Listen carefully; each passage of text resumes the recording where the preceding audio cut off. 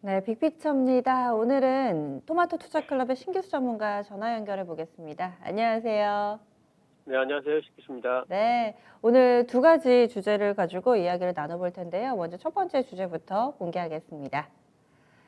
오랜만에 시장에서 주목하는 이 수소 키워드입니다. 사실상 뉴스는 어제부터 좀 나왔었는데 시차를 두고 오늘 장에서 강력하게 반영되고 있습니다. 다시금 또 예전에 보여줬던 그 영광의 시세를 재현할 수 있을지 여부 궁금해하실 텐데요. 첫 번째로 강세 배경들 어떤 게 있는지 다시 한번 좀 짚어주시죠. 예, 말씀하신 대로 이제 어제 뉴스가 있었죠.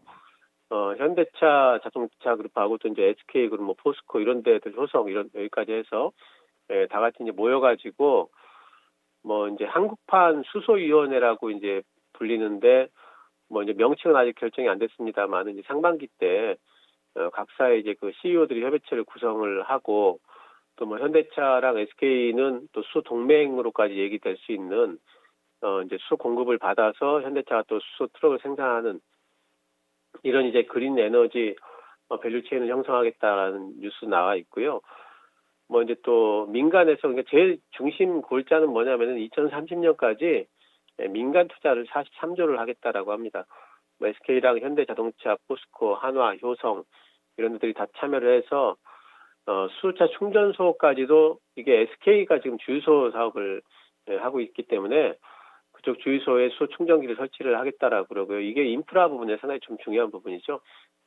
그래서 이렇게 민간 부분에서의 상당히 이제 속도를 내는 듯한 이제 그런 이제 그 모양새가 보이고 또 여기 이제 정부는 8천억 이상 지금 8,244억 원을 내 있는데 작년보다 한 40% 정도 더 증가한 예산입니다. 이걸 가지고 지금 인프라를 구축하는 데 있어서 굉장히 속도를 좀 낼 거다. 플러스 해가지고 수소 발전 의무화 제도가 지금 내년도쯤에 지금 입법이 될 걸로 예상을 하고 있는데 이걸 좀 속도를 내 가지고 조속적으로 좀 입법을 하겠다라는 이제 그런 부분을 어제 이제 그 사실 그 수소 생태계를 이어나가는 데 있어 가지고 정부가 이끄는 것도 중요하지만은 민간이 여기에 상당히 주도적으로 좀 참여를 해야 되는데 어제 뭐 우리나라에서 제일 중요한 수소 생태계의 그 대그룹들은 다 모여가지고 이 부분에 이제 협의를 했기 때문에 그런 부분들에 대한 기대감을 가지고 수소 관련주들 오늘 좀 시세를 내고 있는 것 같습니다. 그러면은 그 중에서도 윗골이 달리는 종목군들이 많아서 과연 이 시세가 어느 정도 시점까지 분출이 될 것인가 여부, 그리고 관련주들이 함께 오르는 게 아니어가지고요. 또 옥석가리기의 기준은 어떤 점을 보고 해야 될까요? 예, 이제 수소 시장 전체를 좀 보셔야 되는데 오늘 이제 반등이 나오는 거는 이슈성으로 좀 뉴스를 타고 오르는 거기 때문에 아마 반등이 또 이제 시장이 또 많이 빠져 있어서 V자 반등 나오기 좀 힘들 것 같고요. 오늘 반등이 좀 나오면서 바닥을 잡고 어느 정도 이제 좀 기간 조정이 좀 있은 이후에 다시 재반등이 나오지 않을까 생각을 하는데 수소 시장 자체가 전기차 시장의 현재로서는 전기차 시장만큼 성장하지는 못하지만은 유럽이 지금 수소 부분에 있어가지고 그린 수소 이런 부분들 상당히 좀 그 밀어붙이고 있고 유럽 쪽에서는 지금 수소 거래소 그러니까 지금 기존에 오펙을 중심으로 한 이제 석유 시장 협의체 같은 것들이 있죠. 그리고 석유 거래소도 있고 그런 것들처럼 그런 협의체를 만들면서 수소 거래소까지 얘기를 하고 있어서 유럽 쪽이 글로벌 수소 시장을 지금 이끌고 있습니다. 이 부분이 아마도 이제 내년부터는 유럽 그 수소 시장이라는 것 자체가 상당히 이제 개화기로 보고 있기 때문에 수소 시장의 앞으로의 성장성 부분에 있어서는 상당히 좀 가시권에 있다 보여요. 그래서 쉽게 무너지지는 않을 겁니다. 종목들도. 단지 이제 지난번엔 테마성으로 많이 올라왔다면은 이제부터는 좀 종목별로 좀 차별화가 될 거예요. 이제 내용이 있는 종목들 그런 종목들이 좀 더 많이 올라가지 않을까 싶고요. 뭐 아무래도 좀 하나그룹 같은 경우에는 이제 하나솔루션 같은 경우에는 하나그룹 자체가 좀 신재생 쪽으로 지금 밸류체인을 형성을 하고 있기 때문에 유력하다 보이고 효성도 마찬가지죠. 효성 첨단 소재 같은 경우에도 요즘에 주가가 시장 대비 상당히 좀 강하죠. 21선도 안 깼으니까 이쪽도 유력하다 보고 있고요. 두산 쪽도 지금 뭐 수소 그 발전 관련해 가지고 실제로 기술을 갖고 있고 그쪽으로 좀 투자를 많이 하고 있죠. 그리고 조금은 좀 그 이쪽보다는 좀 그 사이즈는 좀 작지만 SPO셀 같은 경우에도 우리나라에 지금 수소 의무 발전 제도가 지금 도입이 되게 되면은 이제 대단지 쪽에 아파트 단지라든가 이런 쪽에는 발전 시설을 좀 만들어야 됩니다. 그래서 건물용 수소 발전기 쪽은 SPO셀이 뭐 아시아권에서는 유력하기 때문에 이런 종목들 위주로 아무래도 공략을 하신다면은 중기적으로 좀 바라보셔도 되는 종목들이 아닌가 보고 있습니다. 알겠습니다. 수소 관련 이야기 나눠봤고요. 다음 두 번째 주제로 넘어가겠습니다.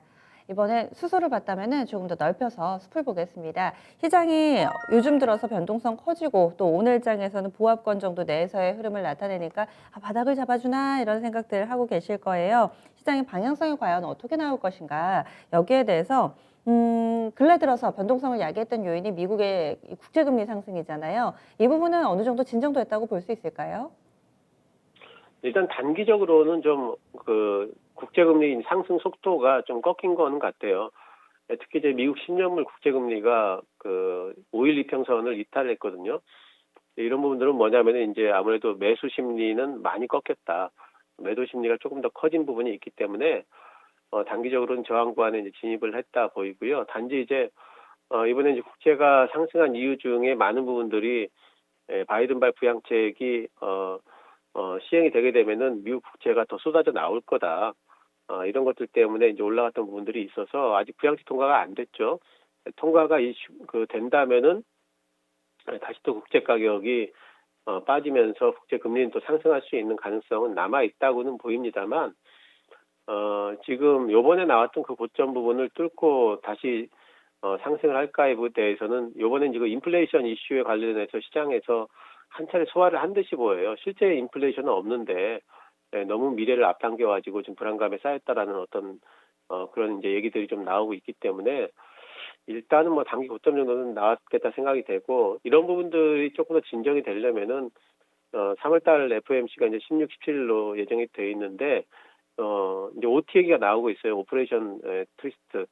그러니까 뭐냐면 단기물은 국채 단기물 같은 경우에는 뭐가 내다 팔면서 장기물을 매수를 해주는 거죠. 그 장기물 국채 금리를 떨어뜨리고 단기물은 좀 용인을 해주는 이런 형태인데 이게 왜 가능하냐면은 지금 단기물과 장단기 국채 금리 이 차이가 상당히 많이 벌어져 있어요. 지금 10년물이 1.4% 정도 되는데 지금 2년물 같은 경우에는 0.1% 정도 나오거든요. 그러니까 굉장히 많이 벌어져 있죠. 단기물은 허용을 해도 되는 정도라서 그런 부분들이 지금 상당히 유력하게 검토가 되고 있다라는 뉴스들이 나오고 있죠. 실제로 이제 언급이 된다든가 시행이 된다든가 그러면은 시장에는 좋을 걸로 보고 있고 기대를 해볼 만하다. 하지만 그때까지는 조금 이제 그 지켜보는 심리는 좀 있을 것 같습니다. 네. 그렇다면은 요즘 들어서 시장 차트상 이 기술적으로 지금 세 번째 바닥을 형성해가는 구간이다. 여기에 많은 분들이 좀 의미를 두시더라고요. 그래서 앞으로 방향성이 이제 조만간 나오겠다. 이런 전망들인데 전문가님은 그러면 시장의 방향은 어떻게 좀 잡힐 거라고 예상을 하시나요? 예, 방금 말씀드렸듯이 이제 FOMC 때까지는 그 결과를 좀 확인하자는 조금 박스권 정도 되지 않을까 뭐 예상을 좀 하고 있습니다. 하단은 잡혔다고 보고 있고요. 단지 이제 그 이번 금리 이슈가 완화됐기 때문에 섹터별로는 조금 더 움직일 수 있을 것 같은데 아무래도 좀 중소형주 섹터에서 좀 사이즈 작은 쪽에서 지수는 묶여 있을 것 같으니까 대형주보다는 중소형주 섹터 쪽에서 그것도 이제 이번에 많이 빠졌던 성장주 쪽에서 뭐 약간의 변동성을 주는 탄력 있는 반등들이 좀 나오지 않을까 예상을 하고 있습니다. 그리고 저는 아직까지 시장에 어떤 중기 고점은 형성이 되지 않았다. 시장이 이제 한 번은 분명히 유동성 장세의 마무리 국면에서 큰 흔들림이 올 텐데 아직까지 그 정도까지는 오지 않았기 때문에 저는 아직까지 한 번의 큰 반등이 남아 있다 이렇게 보고 있습니다. 네, 알겠습니다. 그럼 마무리로 오늘 장 큰 그림 그려주시죠. 예, 오늘은 종목의 기대자 이렇게 잡아봤어요. 그러니까 지금 시장 자체가 시장에 기대기에는 지금 시장 변동성이 좀 심하죠. 그래서 이런 데를 이길 수 있는 것은 이제 결국에는 종목밖에 없기 때문에 중기적으로 이제 저는 성장주 쪽을 아직도 굉장히 좀 괜찮게 생각을 하고 있습니다. 중기 성장 가능성이 있는 종목들, 특히 지금은 반도체 쪽이 유력할 걸로 보여요. 반도체와 또 많이 빠져 있는 전기차 이런 쪽으로 종목들의 기대는 전략이 훨씬 더 유리할 것 같습니다. 네, 알겠습니다. 말씀 고맙습니다. 네, 감사합니다. 네.